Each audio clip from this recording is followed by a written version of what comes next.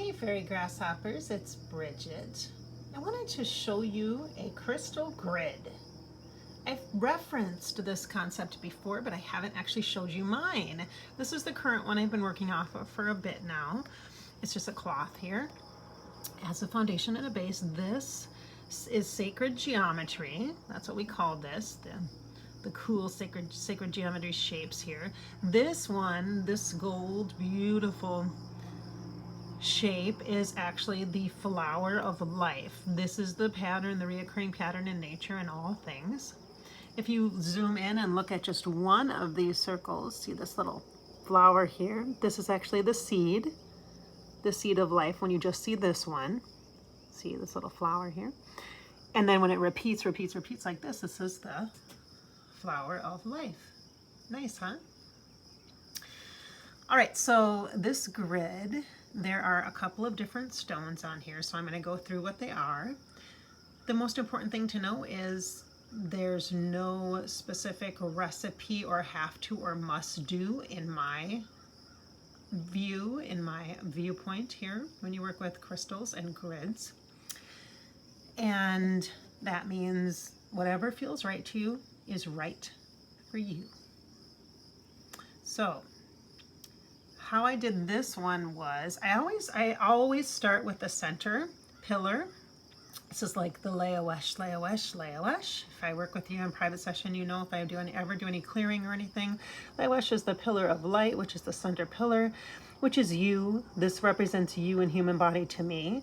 And this is the above energy of the universe, cosmos, God, consciousness, prime source creator. This is the earth energy, the earth star energy, earth as guide, Gaia, or also earth as this beautiful holder of our life that we are seating here on this planet. And this is us, represents you and all your chakras. Okay, so I like to do, this is how I do this, okay? It's one way to do it. I do it always with the center, okay? And so here we have the platonic solids. So this actually represents the air element. This is the water element. It's like that nice Merkaba there, which is actually a sacred geometry shape as well. Here we go. And then this actually, interestingly enough, a square in the platonic solid table represents earth. And to me, it's like a house. See? Nice structures, got sides to it. You can rely on it. It's tangible like our earth is. There we go. So, and I like to put it, I don't like to put it this way. I put it this way because to me that is a beautiful balance of energy. And so I don't have 4, right? Or 5 of them. I don't have the other 2.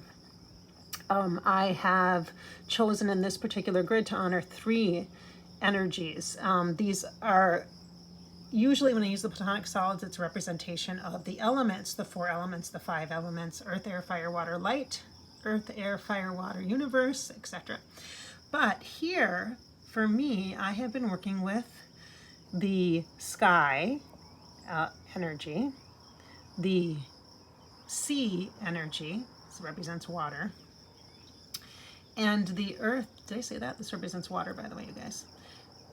And this, the land element, the land energy. So in Celtic work, for me, in Celtic traditions, from the spiritual context, right? And you guys know, if you've been watching me on Fairy Grasshopper, I've been talking about that just a little bit, that one of the things, the spiritual lineages and ancestral spiritual lines that I work with is the Celtic energy, especially with the Oghams and such. Oghams is a divination tool that is used, that is like ancient tree wisdom, and it's connected to that.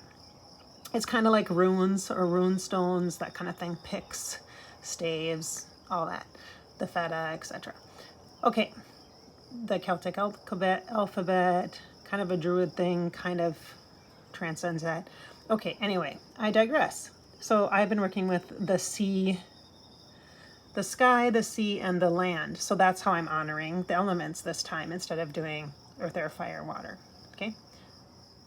I'm using the 3, the Trinity. Okay, so now, what are all these other ones and how do I decide where to put them? Well, I always like to have some kind of a clearing stone. That's what this is. It's actually jet.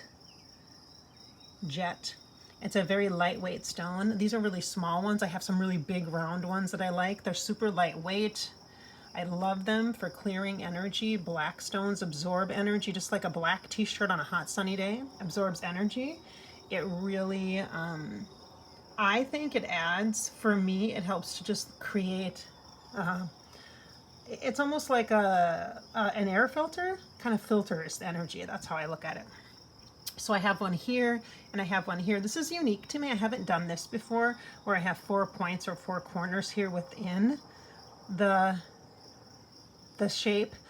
But I decided to kind of do a different, like a little bit of a meridian this way and this way to honor like the cross quarters. If you were looking at this and considering like the cross quarter points, like halfway between the summer solstice and the autumn equinox is like the cross quarter, the summer cross quarter.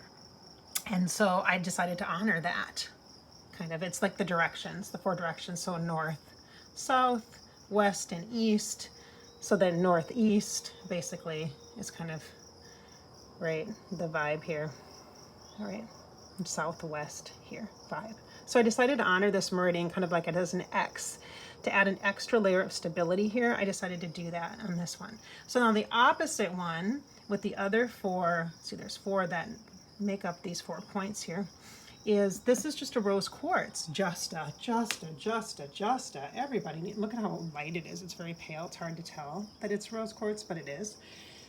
This is, these are a must-have. Everybody needs rose quartz, I totally believe, especially empathic energies. Represents love and compassion and kindness, self-love, self-care, any kind of self-work you do. The beautiful energies of the rose quartz assist you in that, working with the heart space, working with your stuff, other people's stuff, physical body healing work, anything like that, emotional healing, emotional trauma. It's just such a gentle stone. If you're working on a relationship and you want to soften your view, if you're really angry about something or working on forgiveness, oh, this rose quartz is a stone of grace. It's like, she's amazing. Rose quartz is amazing. All right, so we have the nice balance here at the cross quarters of the rose quartz and the jet, really balancing. So bringing in the love, letting out what isn't love, you know, helping to cleanse the energy. Okay, so across, let me add these 2 so that you know that I added this here, a point here, and a point here. Sometimes I go outside of the grid too. I'll put stuff all over. This is just my grid for my recent times, and I'll probably change this up as soon as it feels like, it starts to feel like it doesn't have as much energy, and that means it's time to change it. That's how I feel it. It doesn't quite feel ready yet. It might be time to change out these middle stones here. It kind of feels like there might be new stones that might want to come in here, but this is calcite. It's basically green calcite. It kind of looks, I know that it probably on this, let me see if I can get a bigger chunk of it. It probably looks like, this one might be a little bit bigger. It probably looks almost like green glass here. Yep. Or maybe even a little fluorite vibe. It's not fluorite, it's actually green calcite. And I wanted the green stone. Green represents abundance, prosperity. Green represents health and vitality. Green represents vibrancy, a flow for me. Green is growth and opportunity and possibility. So to me, I added this green. This is the calcite. Green calcite is a soft stone.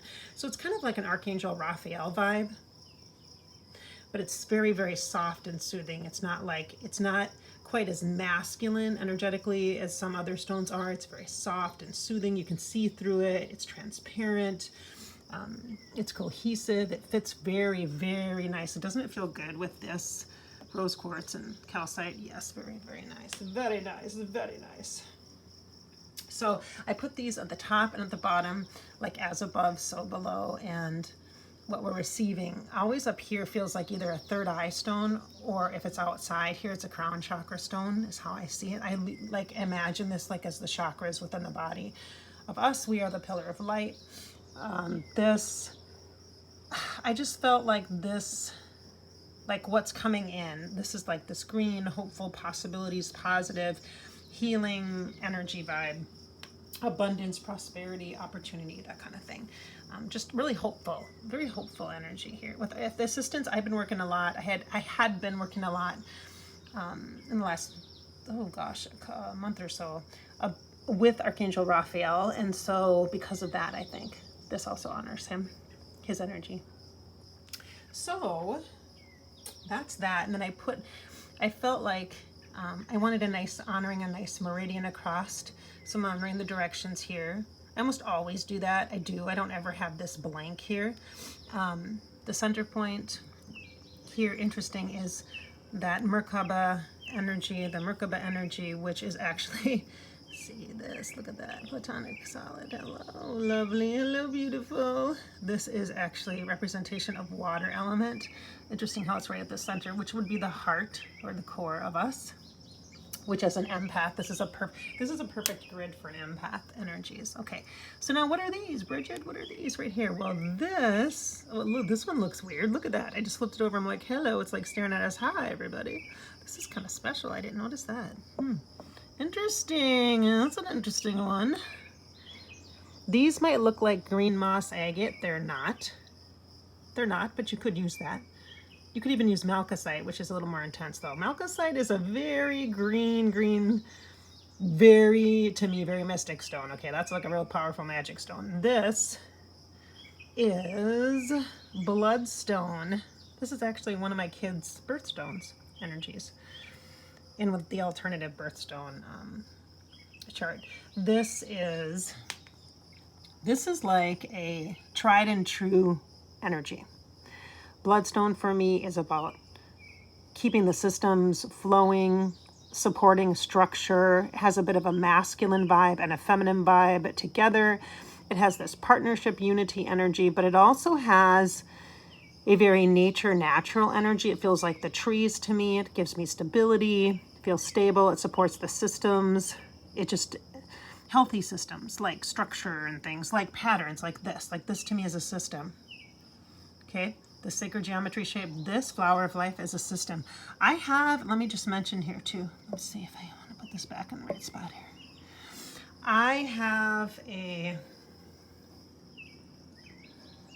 another cloth that I use too that has it has a Sri yantra on it, which feels really good when I want to magnetize and just really like create something or manifest. I use that one. This one just helps keep the flow of things and such.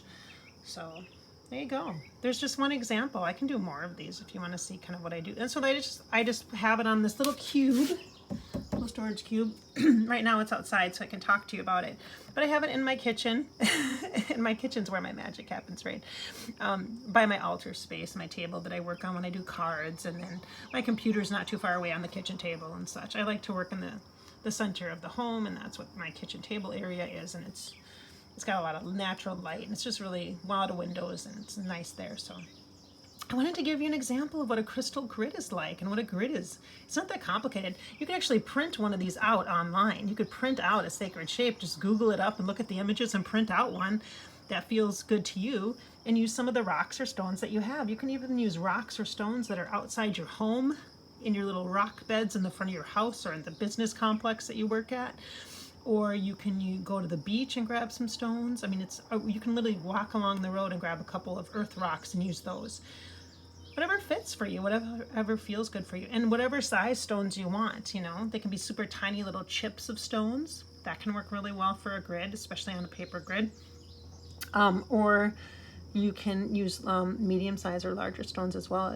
It really doesn't matter. It's whatever you have available. You could use other things too. You could use leaves or sticks, parts of nature, needles from your evergreen trees. You could use seashells too as well. So you could also use totems or runes or whatever talismans or symbols that you have that you work with that you're comfortable with as well. So there you are, my beautiful friends.